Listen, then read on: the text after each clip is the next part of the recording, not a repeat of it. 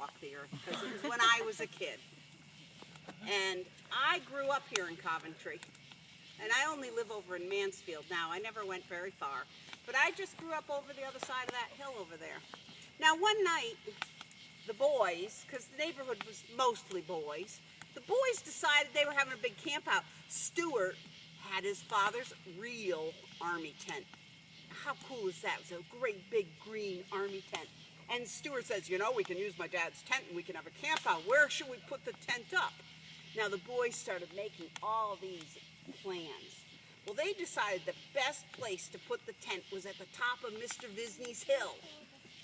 You ever been to Hickory Ridge Tree Farm up here?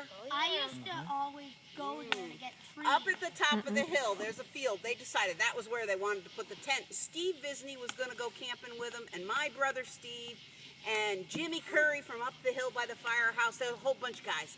And I wanted to go. They were going to have a good time. I like camping out. Could I go? No. You're a little sister. You can't camp out. I'm like, but I like to camp out. I want to go camp out.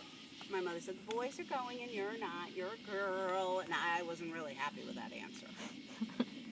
The boys took all this stuff up the hill. It took many parading trips of all these boys to carry this huge army tent up the hill, and then enough food for at least a year, and then sleeping bags and flashlights. They carried all that gear. Remember packing the car to come here tonight? Takes a while. You get everything in there, off you go. So the guys got all that stuff up there, and they actually got the tent put up. It was mostly arguing. Everyone was a boss, and nobody was a worker. But finally, the tent was standing there in the hay, and it was surrounded by the tall grass. Now, it was one field over from the little track, kind of a little dirt road that led up there. Late that night, it was just about bedtime, and I was still mad. I wanted to go. They're having a good time up there. They got all that food up there. They got cookies. They got all kinds of fun stuff. They're having a good time. I couldn't go, but my dad used to work late at night. He came home at like 10 o'clock at night. And he said, do you think we ought to check on him? He's talking to my mom. She said, well, I'd feel better going to bed, having checked on them, make sure they're all set for the night. I don't know. They were probably about your age, maybe between 8 and 12. They were spread out in age a little bit. So my dad said, well, he was too tired from work to walk all the way up there, the 2 fields up. He said, we'll drive up as far as the first barway. So we got in the old station wagon. It was like a 50s station wagon. It was a rumbly old thing. And we slowly went up the old hill road. We got up there. Dad shut the car off. And he told my mother and I, we could hear the boys. There was only a few boys out there, but you would have thought the entire Union Army from the Civil War was out there for all the noise they were making. Oh, all this noise in the tent. My father said, you and your mother stay here. We watched my dad walk. I'd never seen my father walk like that before. He was a big man. He was always walking, looked very strong when he walked. But that night, he walked through the grass like a Native American brave, making no sound, no grass rustling. He tiptoed through the first field. There was a stone wall into the second field. He's still tiptoeing along. And he's tiptoeing away.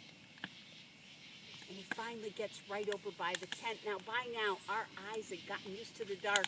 We could see the shape of the tent, and inside you could see a bit of glow of the flashlights coming through.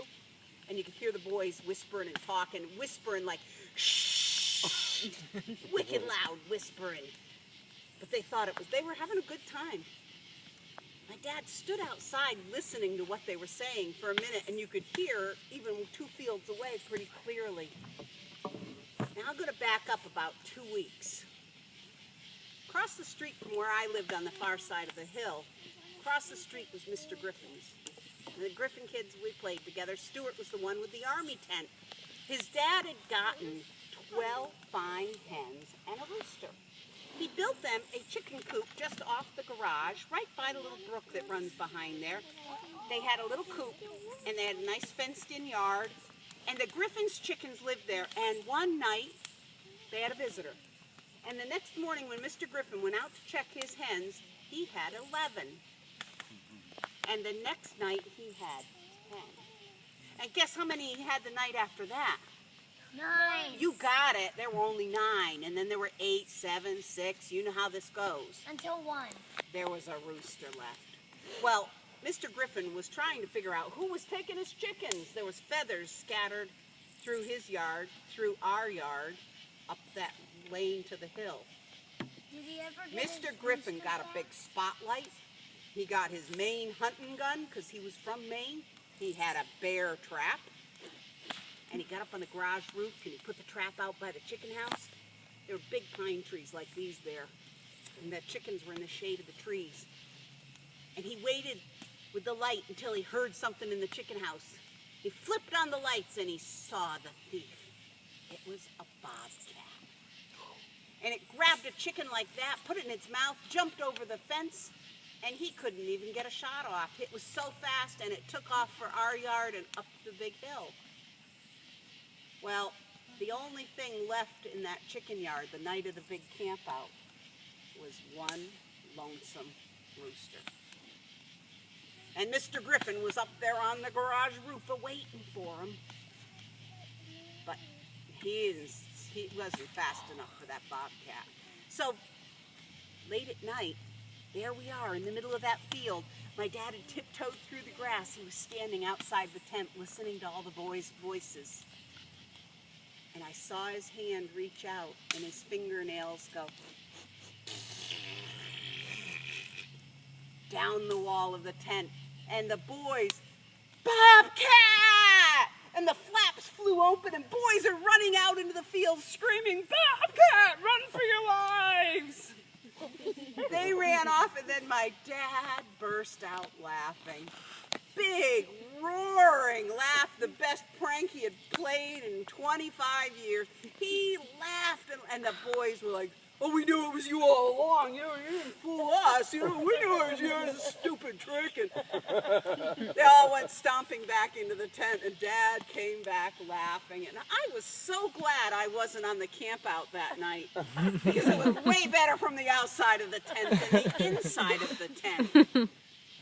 Now, the boys stayed. We drove slowly down the hill so we wouldn't lose a muffler or any other essential pieces of the car and went to bed. Early in the morning, we hear this noise. "Mom, Mom!" And the boys are coming running down the hill like an army in retreat. They're running for the house. They're steaming down the hill. The bobcat. They'd come down once, scavenged more food, and gone back up, only to find their tent had been ransacked. The cookies and marshmallows were everywhere. The bobcat had cleaned them out of good stuff. The bread was ripped open and big bites taken out of the middle of the loaf. They wouldn't be having peanut butter and jelly sandwiches. Bobcat, Bobcat, Bobcat, Bobcat. My dad, Mom said, "We're going to come up and take a look." And we went up the hill. And they're like, look, all the stuff everywhere. And sure enough, all over the field there were wrappers of things and they were blowing in the breeze and it was a mess. It was a huge mess. And they thought, sure, the bobcat had their snacks. And my dad said, "Okay, we're done with the campout stuff. Let's clean this field up and get this tent back to Mr. Griffin. All you boys, clean it up now." So they began the cleanup, but watching. Just in case the bobcat thought there was a cookie left that he might want. He might come. But by the time Steve Visney got home, he noticed their old beagle dog laying there on the rug. Her belly, like a Thanksgiving dinner belly, full of bread and cookies, was so green sick. The bobcat that bothered that campout was just one fat happy dog.